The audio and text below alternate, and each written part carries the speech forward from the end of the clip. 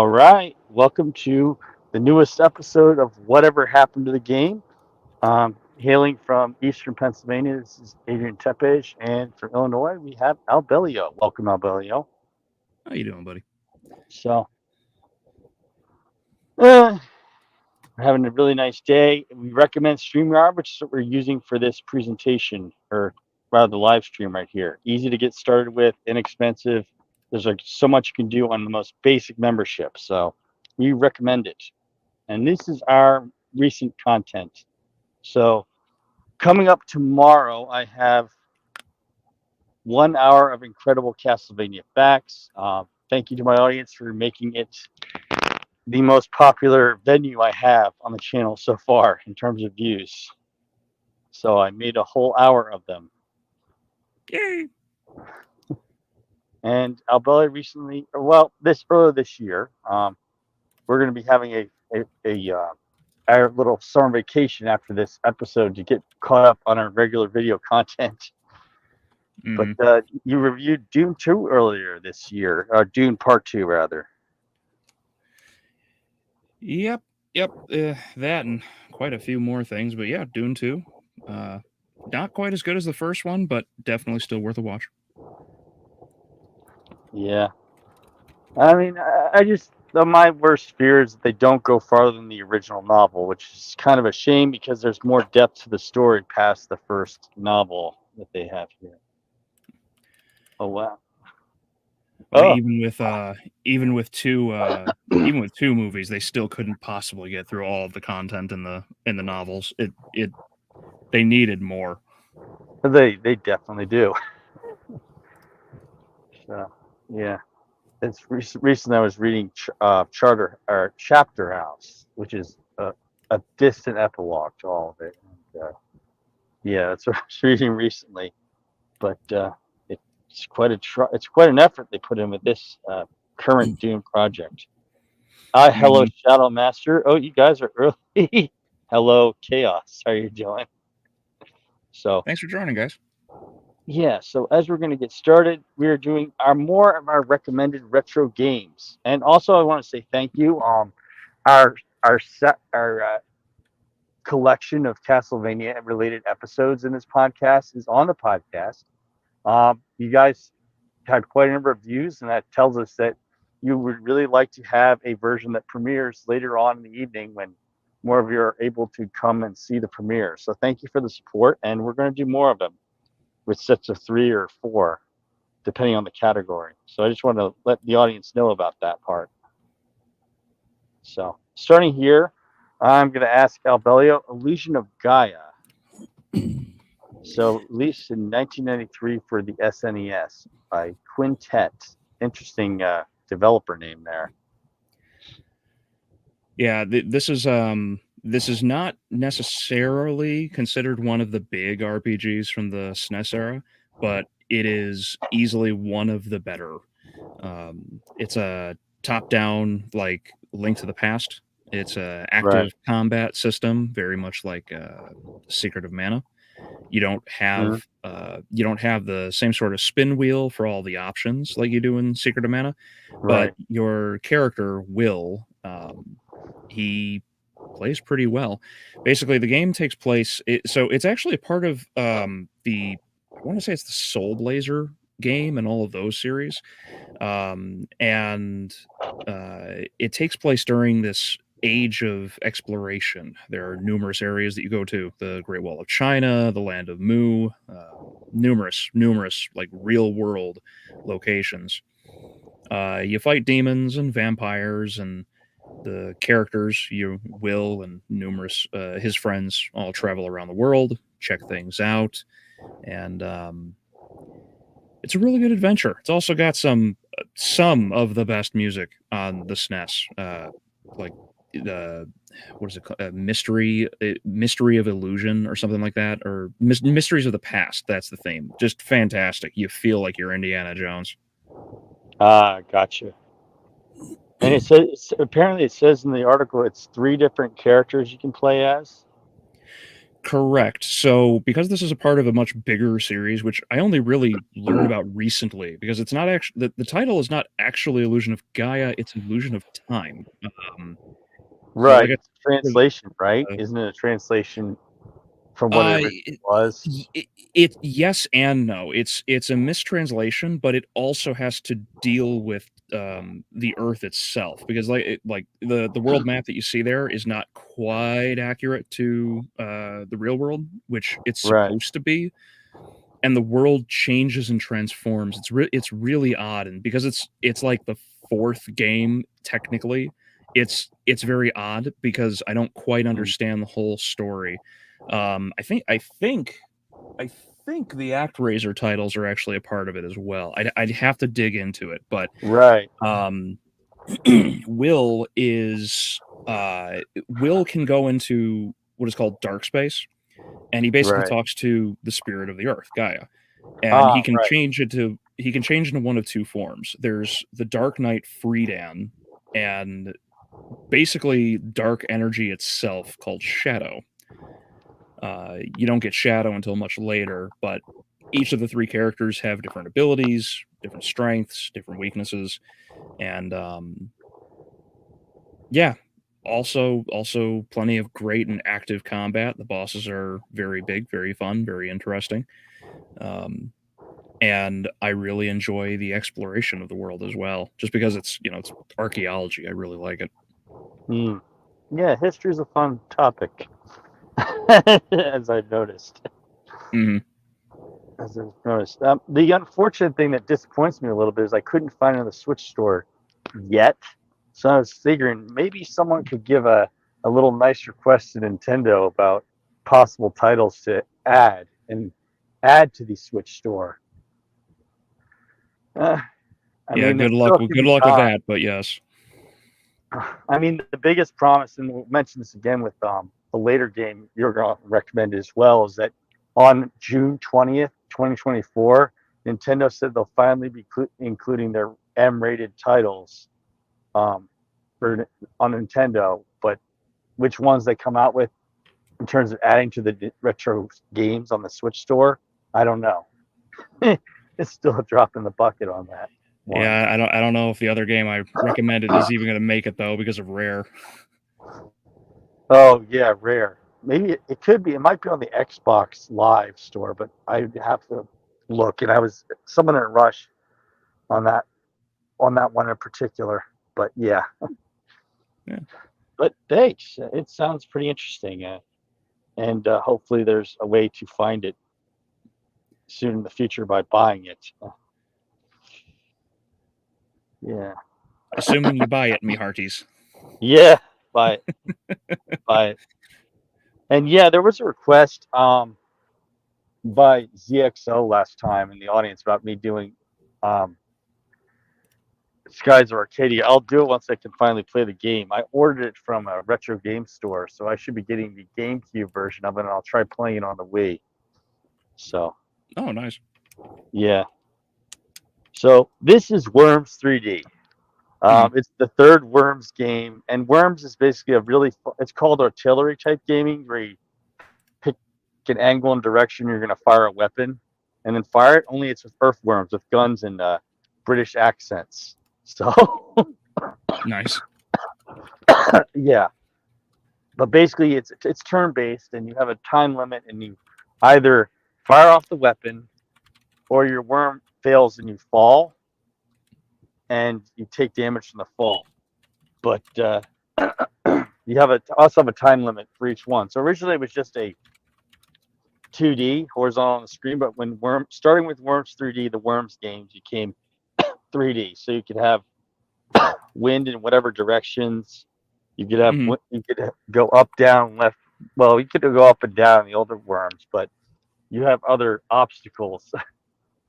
So yeah, and a lot of the same weapons and some new ones that get really weird, like a gold, like super sheep, where there's a sheep that blows up, but you control the sheep while it flies at somebody. It's a sheep with a cape, and you control the sheep to crash into somebody.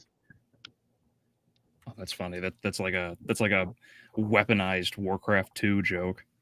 Yeah, Warcraft. Well, they do it. I haven't done so much Warcraft 3, 2, but I know in Warcraft 3 they also explode when you're clicking them too much. Yeah, in Warcraft 2, I don't think it's in 1, but in 2, same thing. With 3, it's like you just Right. spam click sheep or critters in general, and they just explode. Yeah. So yeah, I'm unfortunately with Worms 3D, you cannot buy it as Worms 3D. You can buy it as a singular game. So this it was released originally for just about everything on 2003 on Halloween of 2003 for PlayStation 2, Nintendo GameCube, Xbox, Windows, classic Mac OS. This is before Apple decided to be jerks about it and do the Mm. 64-bit barrier, so all their apps have to be 64-bit. So yeah, good luck trying to play something in 32-bit on Mac OS anymore. It was a really jerk move to do. I Wow, mean, I I didn't guess know they made such a dumb decision. it was at the time because a lot of apps at the time that they did it in 2019 were still 32-bit apps. So they Hmm. basically made stuff that was on Mac OS outdated. Their own apps from the App Store became that way, unless the developers made a new 64-bit version. Hmm. But yeah, So Worms. Yeah, no, go ahead. I was just going to ask. So is Worms 3D a simpler version of the more modern Worms games? Because I've played one. I want to say it's Worms Reloaded on Steam. Is it very similar to that game, or is it much simpler? Um, it gets a little it gets complicated. I do know that they combined Worms 3D and Worms 4 into one game. You can no longer buy Worms 3D by itself, but you can get all the campaigns of Worms 4 and Worms 3D in Worms Ultimate Mayhem. So they combined two games into one as a newer release or remastering for the PS4. So that's Hmm. how you can buy Worms 3D. You can't buy it as Worms 3D anymore. You can you can, as it is, you can get Worms Ultimate Mayhem, but it's cool because you can still do multiplayer on Steam with other people and play all the maps and campaigns of both Worms 3D and Worms 4. Oh, okay, So cool. yeah, you can't buy it, but you get everything together. Hi, Alex. How are you doing? That's more or less it. But I almost forgot. I was going to show a little demo footage from Illusion of Gaia, and then we'll do footage from Worms 3D. Yeah, sure. So I'll get it over to my soon here. 1 minute. Okay. Present. Oh, you just woke up, Alex. Well, welcome to the world.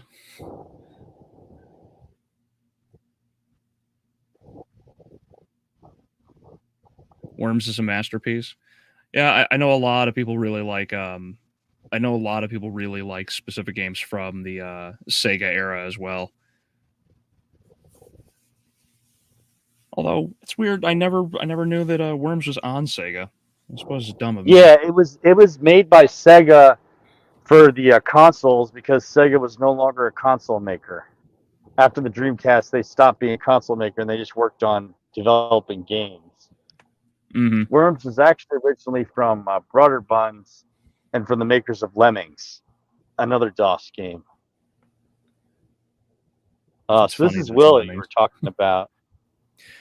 Correct. This is really early in the game. This is Will and his grandparents back in their hometown restart. I want to say about an hour in, you should start to see gameplay.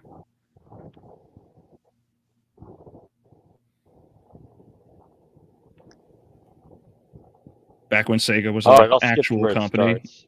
Yeah. When it actually made consoles, yeah. Mm-hmm. Yeah, the good old joke of, long ago when the four companies lived in harmony. And then everything changed when Steam was made. I thought it was the Xbox, but yeah. So that's it right there. Like you said, it's a regular active combat there. And Yep. Now, it is really funny that he's using a flute as his weapon. yeah, it is. But yeah, there's all kinds of physics puzzles. So he's got to move that statue because Will has psychics. He's got psionics, and you actually have to like run and jump over various ramps and everything. And they actually included all of these little physics puzzles and whatnot. It's nice. Okay. So like you have to step on floor tiles in a certain order, that kind of puzzle. Correct. Okay. So it sounds a lot like Final Fantasy Adventure or Legend of Zelda right there. Yeah, basically. This is why if anybody has ever played A Link to the Past, this game would probably be right up your alley. So yeah, that was Dark Space. It sure looks that way. Yeah. Yeah. So that's him, and he that was the Gaia in the center, and this is Friedan. Basically, like I said, like some characters have like strengths and weaknesses. Will has the ability to manipulate various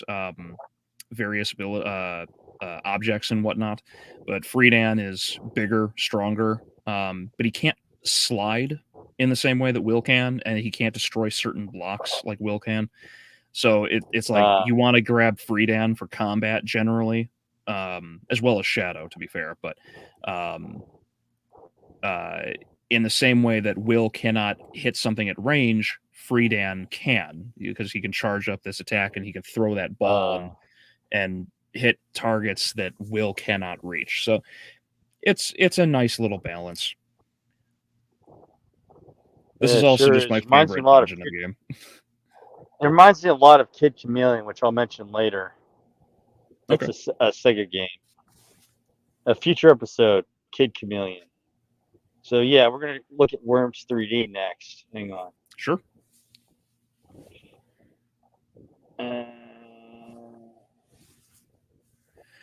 So Sony would be the Fire Nation, Microsoft would be the Earth Kingdom, Nintendo would be Water, and Sega would be the Air Nomads. Yep. Got it. Yeah, basically. Since they got absolutely clapped by everything. Yeah. More or less. So next one. So here it is. Worms 3D. I'll get it back on that thing next. Yeah, sure. Okay.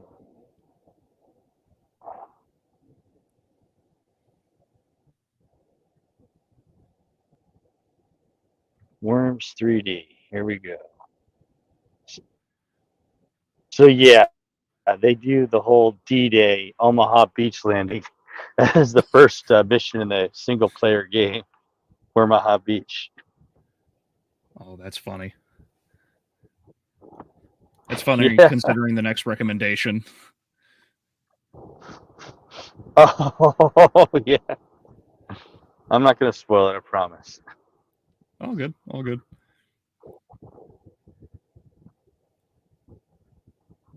Oh, so, yeah, okay. Gotcha. So go ahead. You have the wind direction and all those things that are whatever direction in 3D. But yeah. Now, obviously, this person playing this is really experienced at playing Worms. Mm-hmm. Because my son and I play this, and I still don't have a full grasp on how you aim things. I gotcha. Yeah, I mean, early weapons are easily swayed, but if you get really far and do very well, you can get things like Concrete Donkey, which just fall out of the sky, and you don't have to worry about wind for those. Yeah, I think it's Worms Reloaded. Like I said, it's on Steam that I played, and it's 2D. It plays a lot like Worms 1 and 2. Game? Well, I suppose, yeah. There was another game, it's Shell Shock Live. That's it. Right. Okay. Yeah. But yeah. I Wind do like that Direction. it's 3D. This is interesting. Yeah. It is. It changed Worms a lot, and I still like the old Worms or Worms Revolution. That's the 2D one I got on my computer, anyways. But yeah, Okay. it gets crazy. But so far, I mean, the only thing they really record is the single player campaign. So I'm gonna leave this one for now, and Mhm. we're going to go to your next one you're going to mention. Yeah. I like to Speaking think of, of it as I like to think of it as an early Deadpool game, basically. pretty I much. mean, Yeah. because I looked Speaking at of it and I gay, realized it has plenty of it's like fourth wall breaking and that kind of humor. absolutely. Conker's Bad Fur Day is easily one of the best games on the 64. Like, I would put it up there with Ogre Battle 64 and Perfect Dark. I'd put it way up there. Right.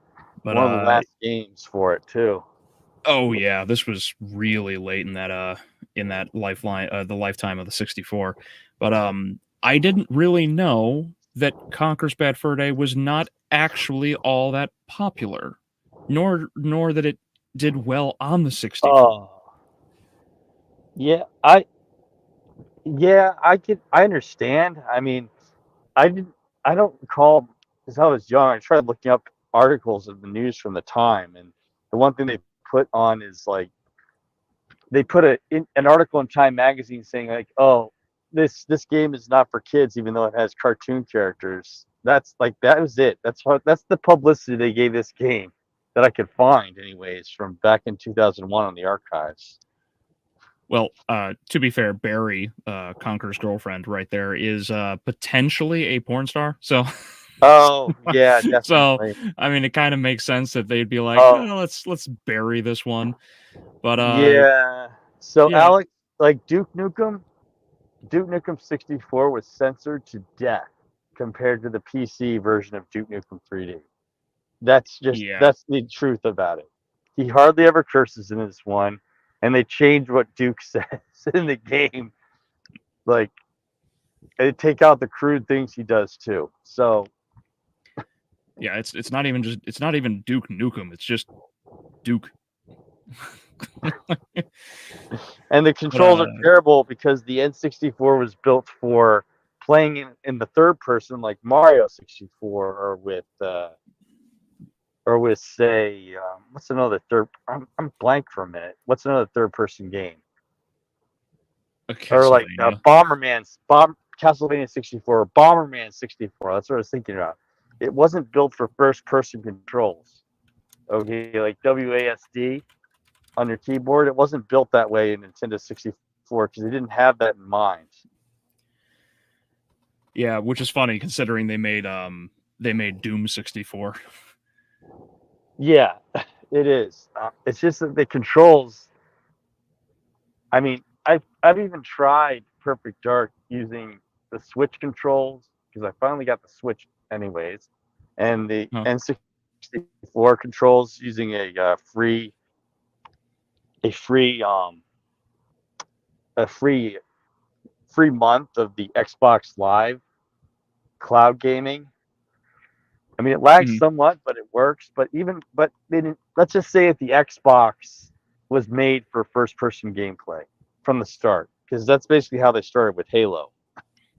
Oh, absolutely. The I still personally hold Perfect Dark as a superior game to Halo, but I would be naive and a hypocrite to say that like Halo didn't outperform it specifically because of the controls allowing for that compensation.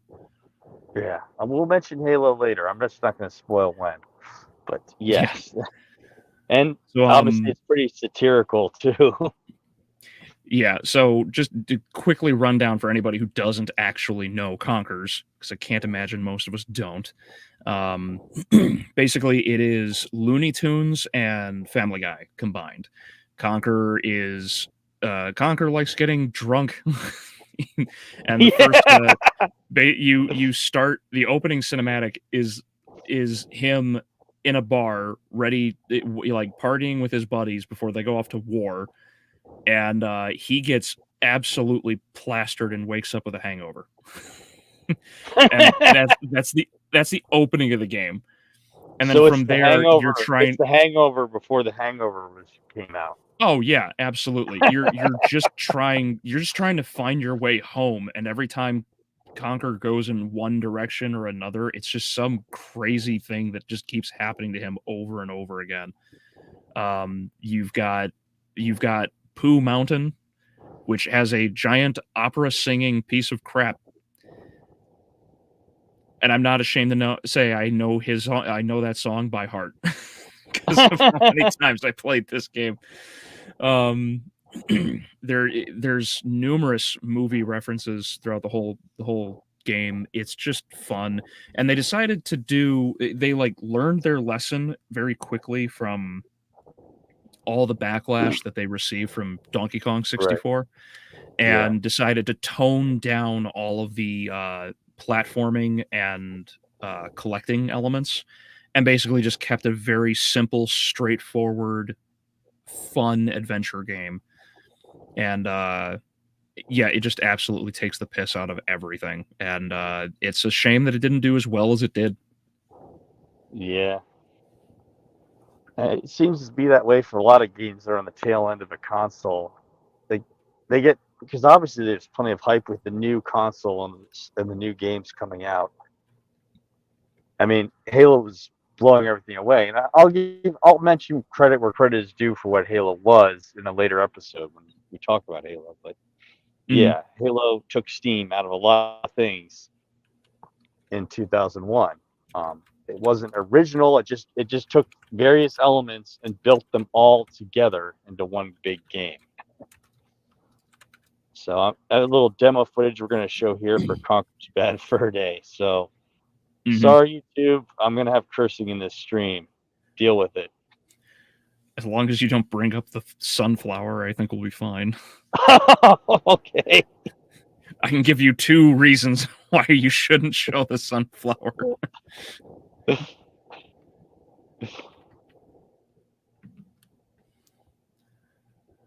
Perfect Dark is the first FPS with a female protagonist. Really? Yeah, let's see. Wolfenstein, Doom, Duke Nukem, Shadow. No, yeah.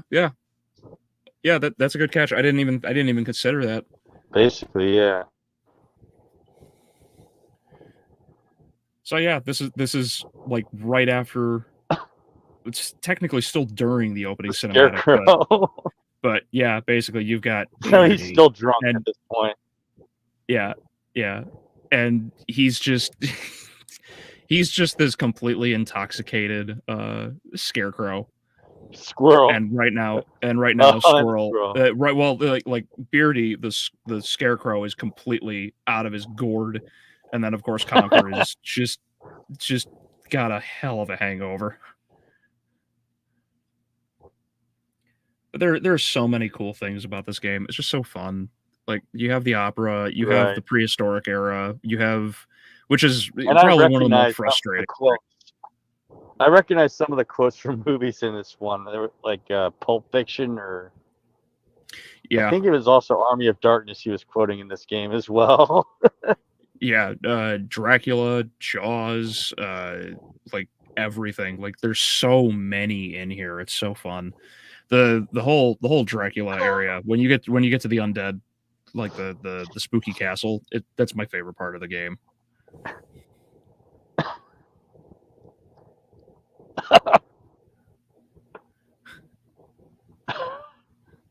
How did that help me? Didn't do anything. It got me drunk. Thank you.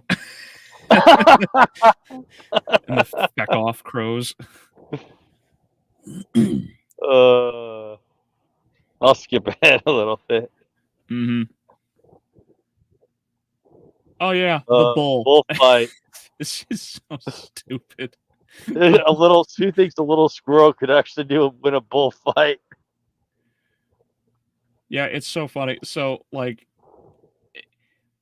I don't know how they like figured to make these stories and whatnot, but basically you have to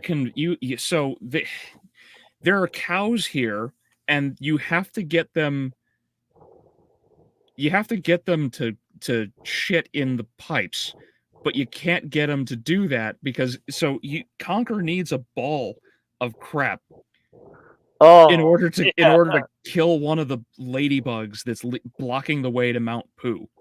So you come into the cow, you have to come here in order to get the cows to shit down the pipe, but you have to get them to drink the prune juice in order to get it down there. And the only way to get them onto the pipe is to hit them with this bowl. It's so ridiculous. So yeah, like all kinds of crap like this is just so funny. Yeah, because there she goes running to it. It's so funny. Okay. But yeah, if you have not played Conkers, if anybody has not played Conkers, I highly recommend it. Play it all the way through. It's rare we're British, so you got a lot of dry humor. So if that's right up your alley, there you go. It's also got some really cool multiplayer, and as this slide here is showing, Rare went through and re-released it on Xbox, called Live and Reloaded. Yeah, so even if the Nintendo Switch has only just started saying that they would allow rated M games, there is the Xbox as a different option. PETA would be furious. Yeah. They would. Fuck them. But the other thing too, which is really odd, is the re-release on Xbox actually censored a lot more than the original 64 title. Oh yeah, I haven't seen the Xbox version yet. Yeah, no, it looks better, plays better, obviously, because you've got 2 analog sticks. But it actually censored more of the game, which I found to be a very interesting little detail. I doubt it did a worse butchering job at censoring than Duke Nukem did for 64. Yeah, I don't know if it's that level of censored, certainly, but yeah. So there's 2 versions of the play of the game.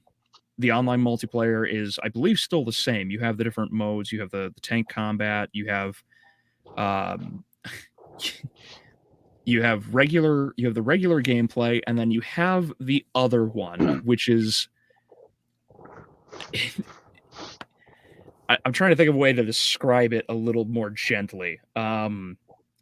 You play as the teddies trying to capture the squirrels. Right. And if you know anything about who the teddies are, teddies with a Z and an I at the end, you can guess what the squirrels are supposed to be. Oh, hold on, wait. Let me ask this, Adrian. Do you know anything about Conkers? I haven't played the whole thing through, but I found it hilarious. It's like it's basically Deadpool humor. Okay. So to kind of give people more enjoy, I guess really dark humor. The teddies are TEDIZI.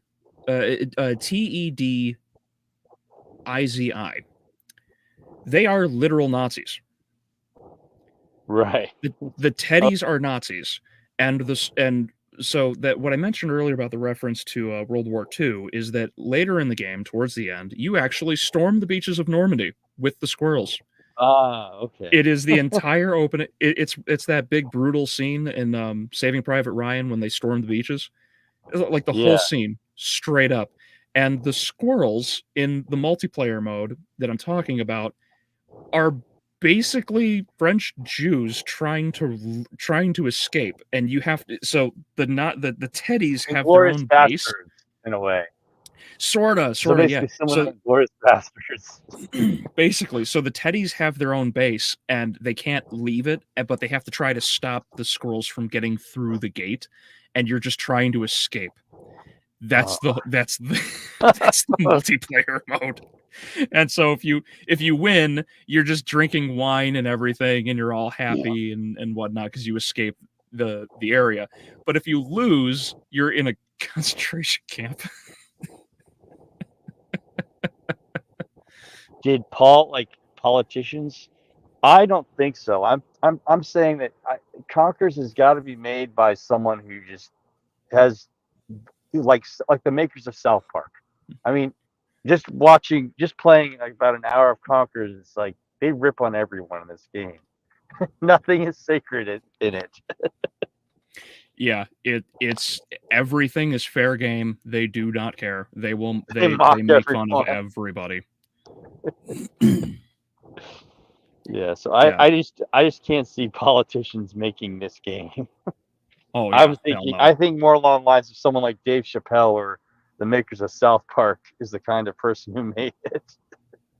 Yeah, it's much more akin to it's like a much lighter version of like the Chappelle Show kind of humor, I guess.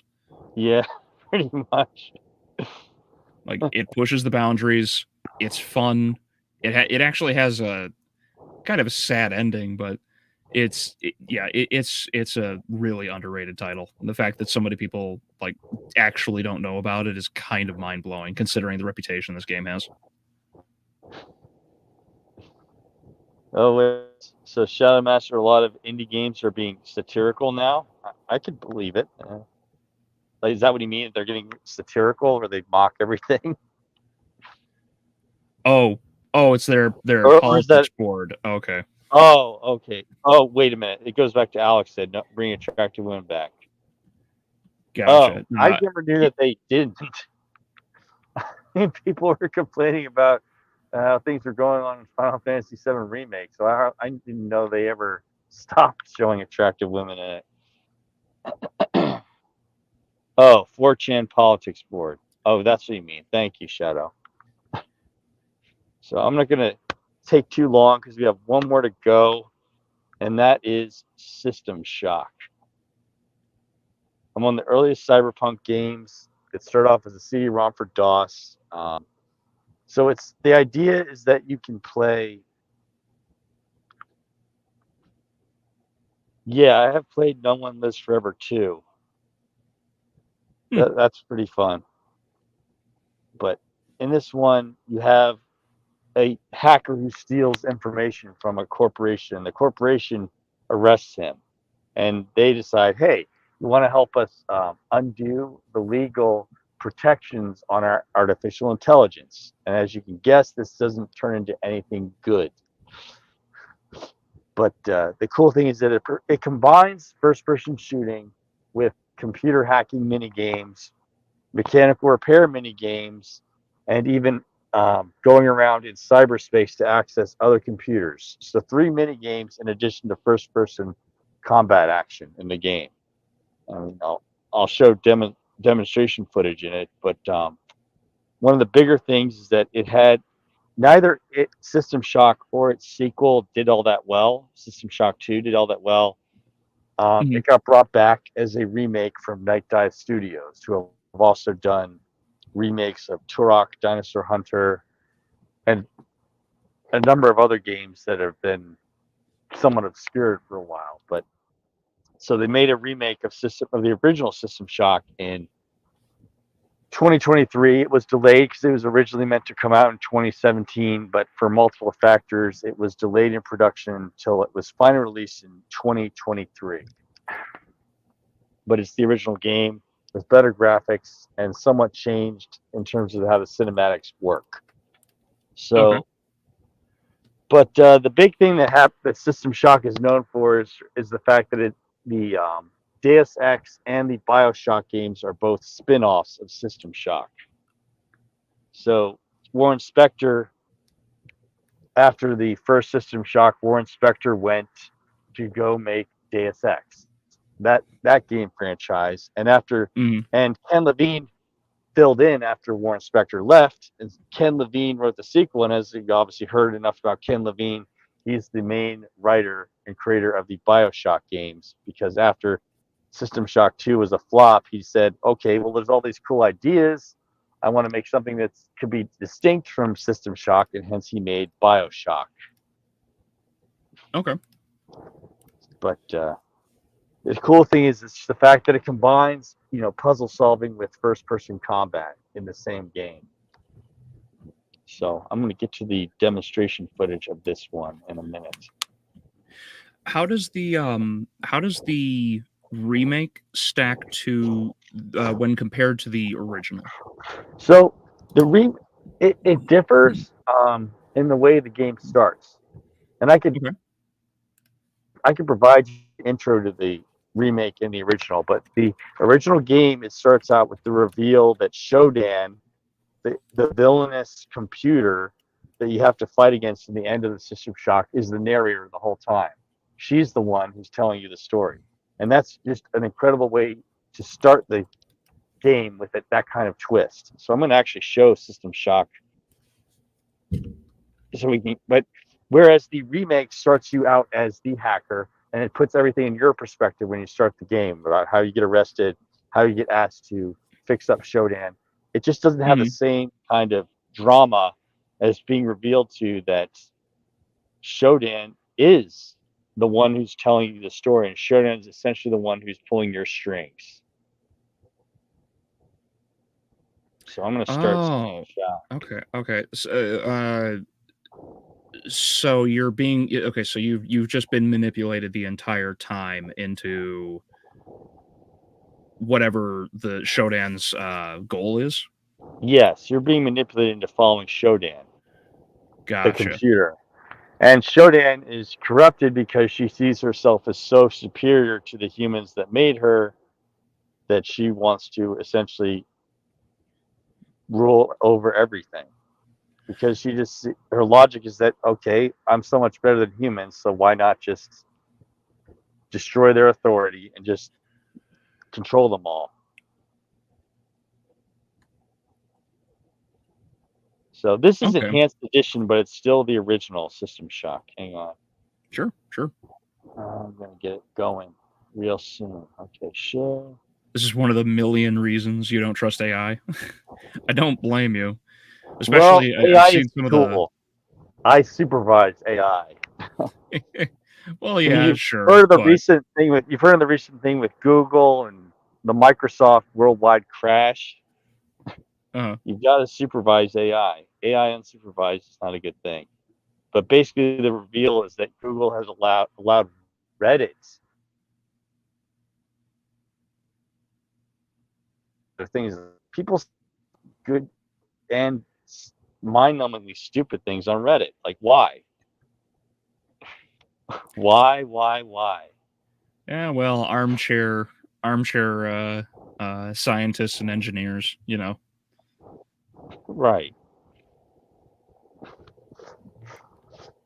So this is it. It's the enhanced remaster edition, but it's still the original kind of. It's still the original. It's not the. It's remastered graphics, but it's the original type of gameplay. So Looking Glass Technologies is the original developer, and this is System Shock. Interesting. Gotta love these old school AMVs. Right, they really put some effort into it.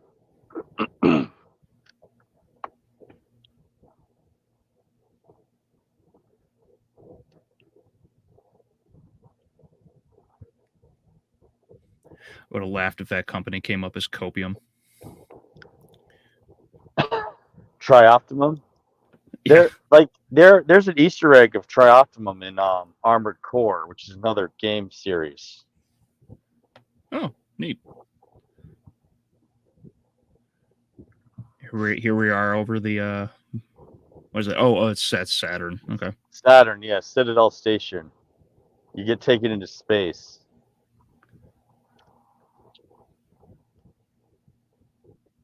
Is that an atmosphere? Oh, it's a shield. Okay. Right. Atmospheric force field.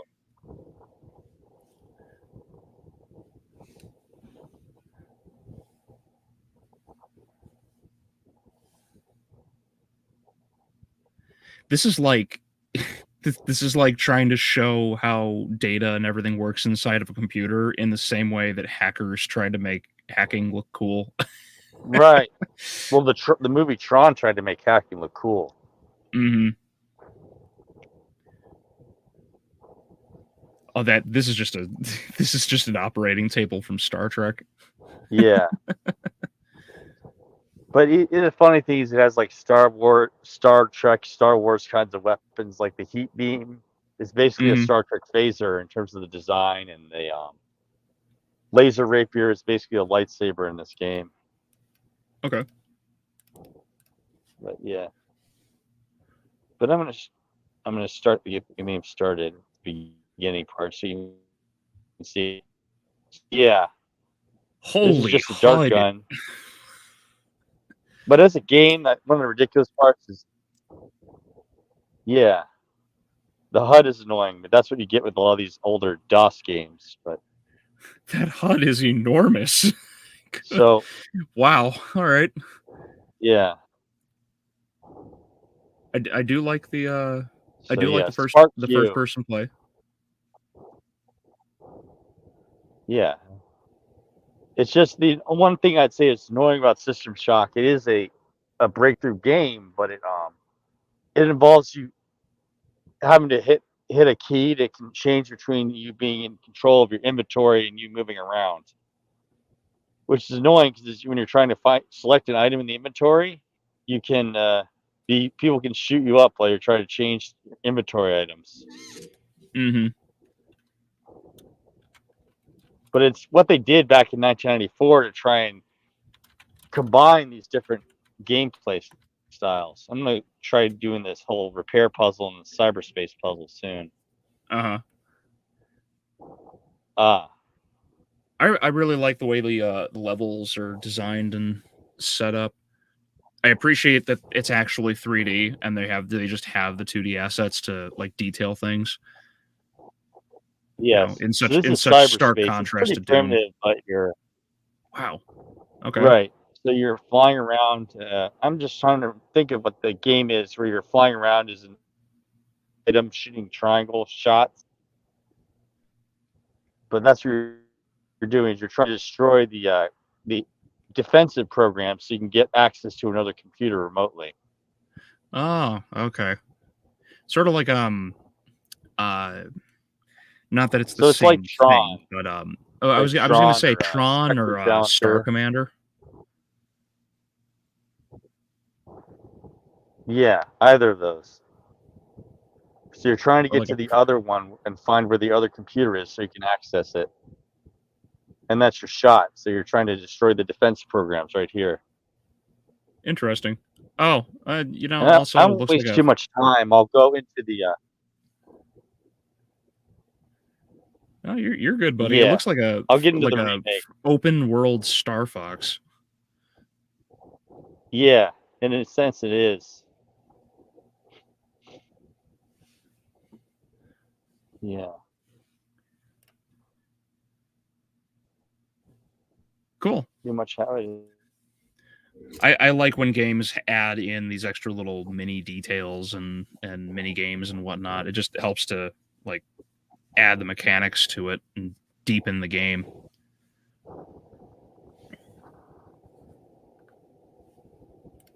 Yeah, that's why I don't trust AI either. Yeah. People are making like full on like 5-minute videos using nothing but CGI or AI, and it's almost impossible to tell. And I'm like, this is going to radically change everything in the next 10 years. Yeah, it could more or less, except they do charge you a little bit. So I'm just like, I'll stick with the actual programs I have for editing. Oh no, I agree. But man, could you imagine in like 10 years we're sitting there watching a major motion picture and it only costs like $100,000 to make? Well, I was eventually going to have another episode of video game adaptations where we look at the actual movies they had made of Halo before the Paramount Plus series came out. and one Oh, of them, which is the actual live action Forward Unto Dawn prequel film they made about Halo, it cost $12 million as for just really? production. Yes, and they even That's got wow. Canadian actor Daniel Cudmore to be the guy who suits up as the Master Chief in that one. Because Huh. if you don't know, Daniel Cudmore is he played Colossus in X-Men 2 and 3. He's certainly got the size Oh, for the role. definitely. Yeah, but no, Interesting. yeah.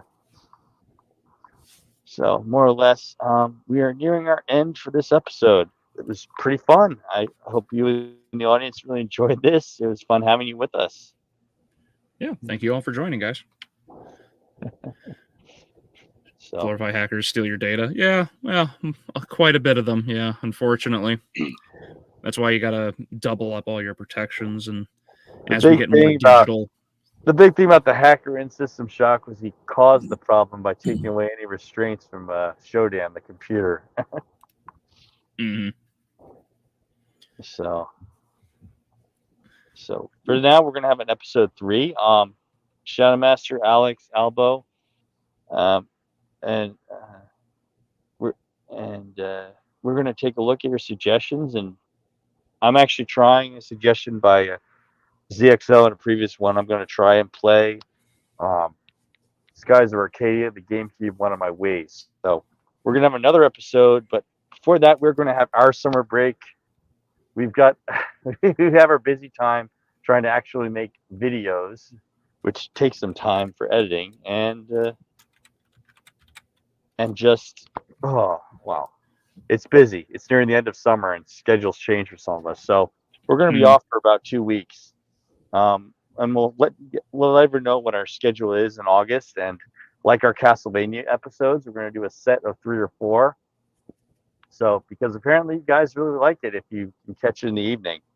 So without much further ado, anything else you have left, Albelio? Well, thank you for having me. And this Friday, Deadpool 3 review.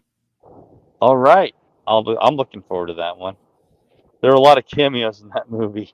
Oh, God, so many, and I was very happy. All right, without much further ado, you have a good day, and we'll see you after our summer vacation. All right. Have a good day, guys.